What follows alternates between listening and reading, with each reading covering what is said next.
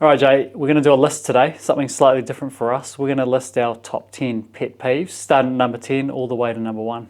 Yeah, there's plenty of them too. So we've limited it to 10. Right into it. Number 10, slow play. Bit controversial, this one, because I think most people expect this to be a little bit higher.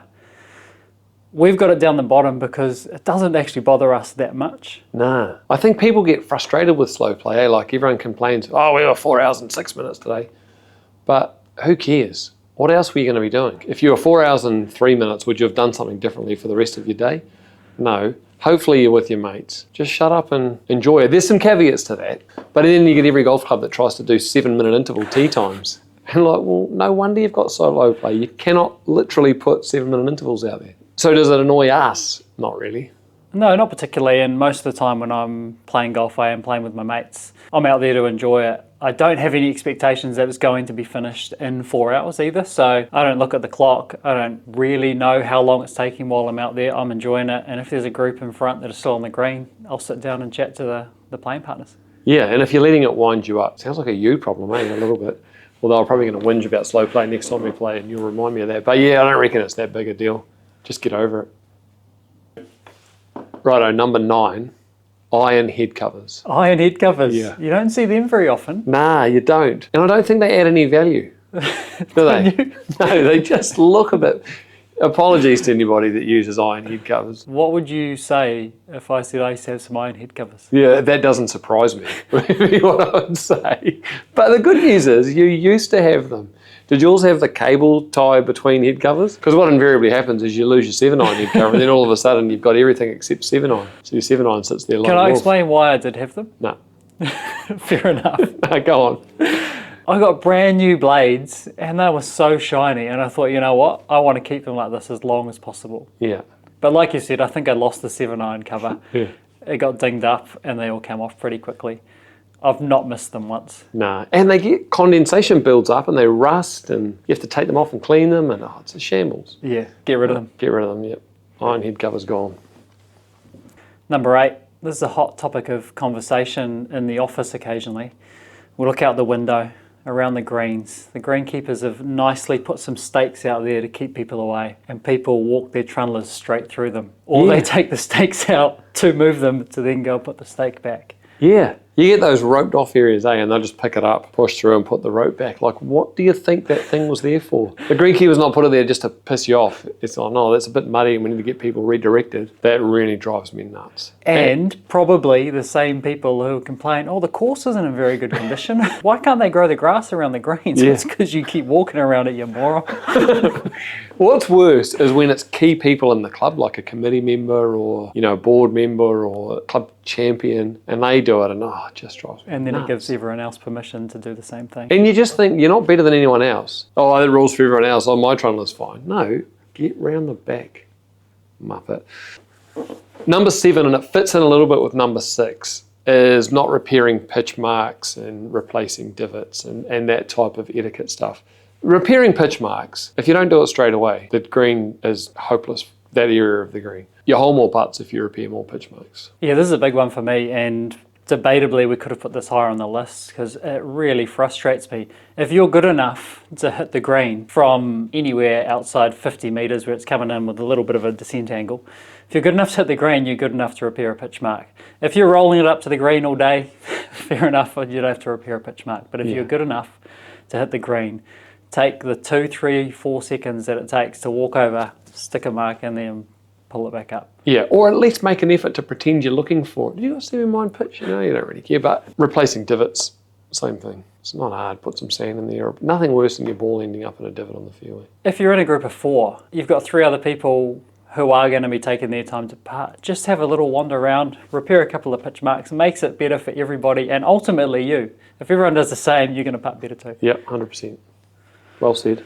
Number 6 on the list, we've got etiquette/dress code, and we're actually going to attack this from a slightly different angle than what you might expect. Yeah, I get frustrated with the etiquette and dress code of, you have to wear a collared shirt and you're not allowed to have your hat on in the clubhouse. Who cares? Like, why can't I wear my hat in the clubhouse? And I do at this club, because it's not 1934. And like, I had a guy stop me one day. I'd been to rugby. I'd come up to have a drink at the golf club. I had a Love Golf t-shirt on. Can't go inside with that on. I was like, what do you mean? It's a t-shirt, got to have a collar. You should know better. I was like, man, like, I think that's gone by. He goes, oh, we can't drop our standards.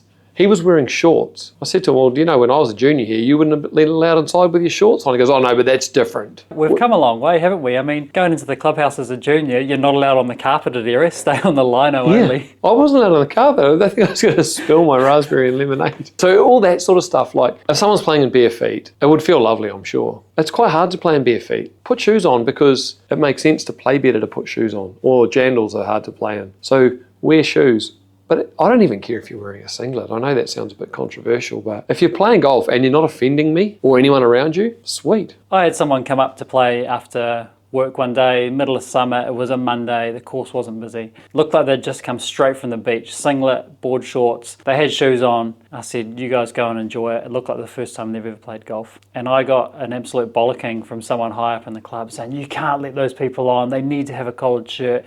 We're dropping the standards of the club. And my argument was, if this is this person's first experience of golf, I'm not going to ruin that. I'm going to allow them to love golf the way that they want to love it. And if they fall in love with the game, we can introduce them to playing on the club day and some of the etiquettes around that. But if the first thing that they get when they come to a golf course is, hey, sorry, you need to have a collared shirt, you need to have knee-length shorts, they're going to be turned off. They're not going to ever get into it. And people assimilate anyway. Like if you go to the gym wearing jeans and a polo, and then you sort of look around and go, oh, everyone wears shorts and a t-shirt. You probably do. So I don't even think you need to say it. And even if someone wears a singlet, who is that hurting?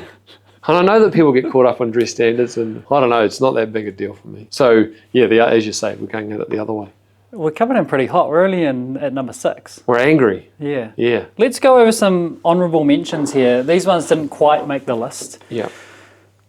One of the ones here that we've got down is you're looking to play tomorrow, you go to the tee shed, it's pretty full, and there's one spot available, and it's next to one of those guys. I say guys. Generically. Yeah, generically.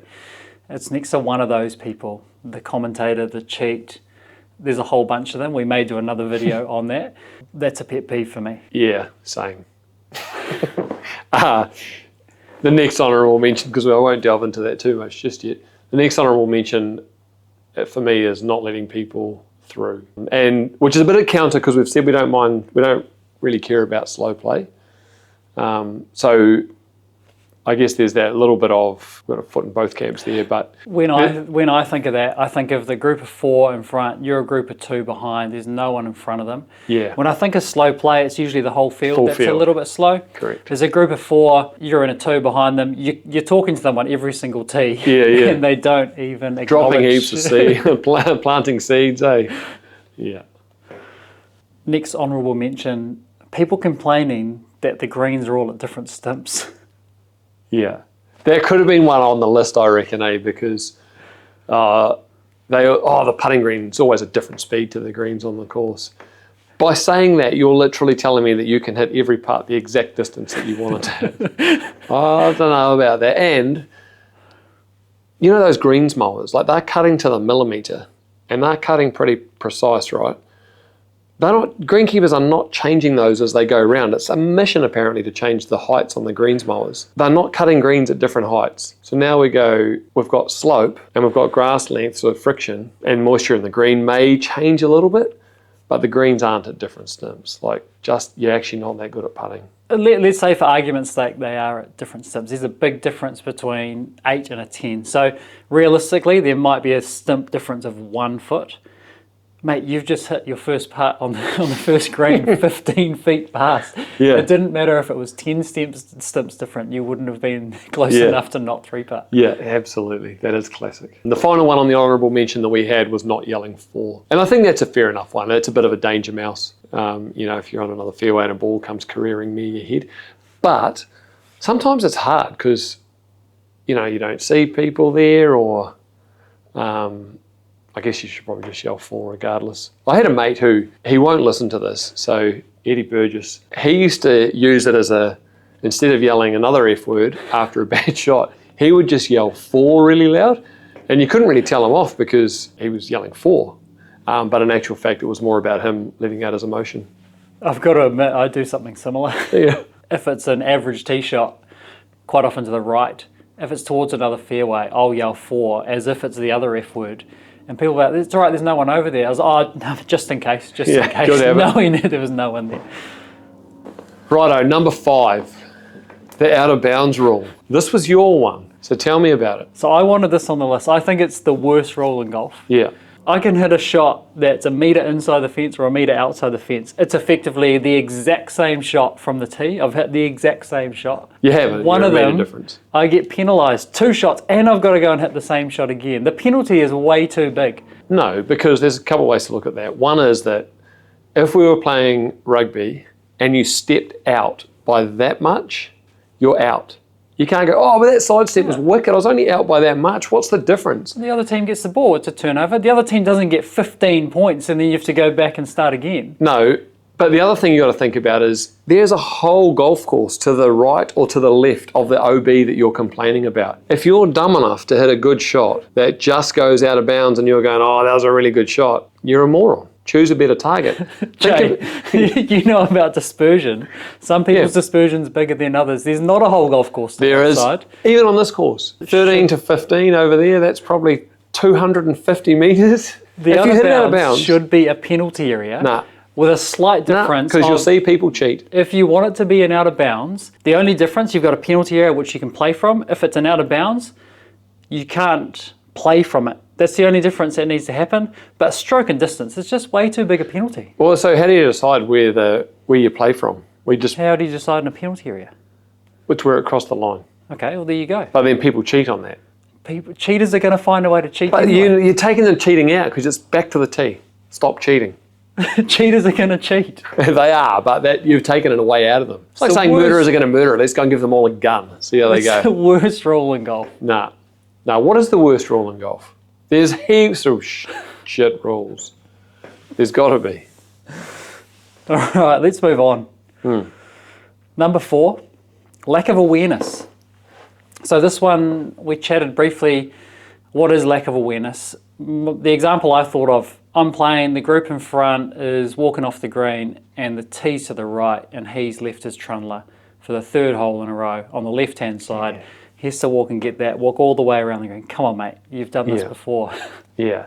And the guy, and to be honest, when we were talking about this, I was like, oh, that's probably me. I'm probably lack of awareness. Not necessarily in that case. I'll talk when people are hitting and I don't know, I'm not that serious about it, I suppose. So this is a bit of a funny one for me. So if any of my friends that I play with, except you, certainly call me out for lack of awareness, but because some people take it really seriously, and they're really into it, and I'm probably not that guy. Yeah, sometimes if I'm over a putt and I'll see old mate just wander in front of the hole, and I'll look up and he's got absolutely no clue what's going on. He's looking at the birds. Yeah, no does idea. That mean? Number 3. Bunkers not raked. Do you know, I was at Royal Wellington the other day. They've got these cool bunkers they've got great bunkers, but they've got these rakes that have this wheel and a rake. So you rake it and then the wheel follows and smooths it over. Game changing. Royal Wellington. Royal Wellington, yeah. We don't have those at Royal Tauranga. No. I did show the greenkeepers though. They didn't seem as into it as I was. The other thing I think with bunkers, I think the rake, because there's always a debate, where do we leave the rake, in the bunker, out of the bunker?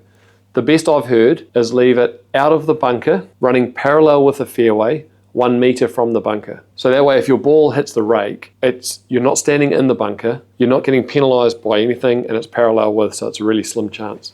But greenkeepers don't like it because they've got to get off their mowers. Yeah, greenkeepers aren't going to like us for suggesting that, but No. I agree with you, that's probably the best place to leave it. The thing that annoys me the most about the bunkers is it's no longer fair for everybody. Yes, don't hit it in the bunker and don't have that issue. Of course I'm not trying to hit it in the bunker. Why should I get penalised for hitting it in a footprint? And You're poor me, eh? Why should I ball be out of bounds and not out of... Why should I get penalised? Why should I be penalised for hitting it in a footprint when I'm going to leave the bunker raked perfectly for you to come behind next and you'll nip it clean and... Do you know you get asked that question around what would be one rule you would change in golf? To me, the one rule would be clean in place in the bunker. Because it's a hard enough shot for most of us, right? I know that people go, oh, pros love the bunkers. Bollocks, look at their stats. They only get 55% up and down anyway. But if it was clean in place, then I think... Only thing is maybe it would encourage people to not rake. It wouldn't matter as much if they didn't. And it's still hard. Number 2, rough in general. but rough around the greens particularly. Lucky enough to play up at Te Aroha Links not long ago, and what an absolutely incredible experience. All fairway height around the greens, you can hit any club in your bag, options are plenty. And I come to the local course and I hit it 2 meters off the green, and I've just got to get my most lofted club because the rough's long and just hit it hard and a little bit of hope. I'm with you on that. I think it's a real pet peeve of mine. You go to the best courses in the world, I think, in Melbourne and even the links courses, and they've got, in Augusta, lovely runoffs where a thing about a runoff is my mum, she's a beginner golfer, like she can hit a putter onto the green and that's okay. Out of that rough you talk about, she's cooked. But a tight lie for a good player, like Simon Thomas off of the tight lie, I was just about to name some more names, but I might get in trouble. Simon's the only one I can probably name and not get killed. But, there's a bit of Michael Campbell, not Michael Campbell, US Open champion, Michael Campbell that works right there, actually. They get a bit yippy. Those tight lies are terrible. So it's perfect. It's a win-win. It makes it harder for the better golfer and easier whereas the long rough, just dumb. But imagine if no course had rough. That'd be quite cool, I reckon. I think as well around the Parklands course, so we're getting slightly further away from the greens here, but you've already got trees and you're going to make rough as well. So now I need loft to get out of the rough, but I need less loft to keep it under the trees. Where's the balance? It's the penalty's too big. So you're so poor me. When you played cricket, you probably hated LBA. You're like, well, if you can't hit the wickets, I'll put my pads in the way. You probably hated that stupid rule. It was like, this list is getting me fired up. I feel like I'm not like this on the golf course, but actually going through this list is getting me You're fired that guy. Right, number one, the final one. Unsolicited swing advice. We've all had it. We've probably even all given it, to be fair. The worst bit is when you're third party to it. John's having a shocker. And Bill's not much better, but he's given John some, you lifted your head. I think you're right. As a golf coach, hearing it as a third party, it's really awkward to step in and not necessarily correct it, but I just say, hey mate, I don't think it's the time or the place. It's clearly not helping. His game's getting worse. Yeah. Not that being good at golf gives you the right to give swing advice, but when it's a 20 handicap giving advice, you're like, man, you're struggling enough. Yeah. You don't need to give people advice. And I know it comes from a place of love. People are trying to do it because they really want to help. Yeah. Most of the time. But just don't do it. Yeah. That's number one for me. The other thing is, it doesn't usually help. Like if you said to most people who are struggling, do you reckon you got heaps in your mind or your mind's nice and clear? Most of them will go, my mind's full of shit. Now you're just layering more stuff on. Like you might sometimes just get a eureka moment that clicks, but I don't know that I've seen that before. And it's so frustrating. Slightly controversial, but that's our number one. Unsolicited swing advice. Yeah. And if we ever do it, I apologise. All right, so what do you think about the list? Anything that you would add there that we didn't have? Some honourable mentions that maybe we should have put on the list. What do you think? Thanks for watching. Thanks.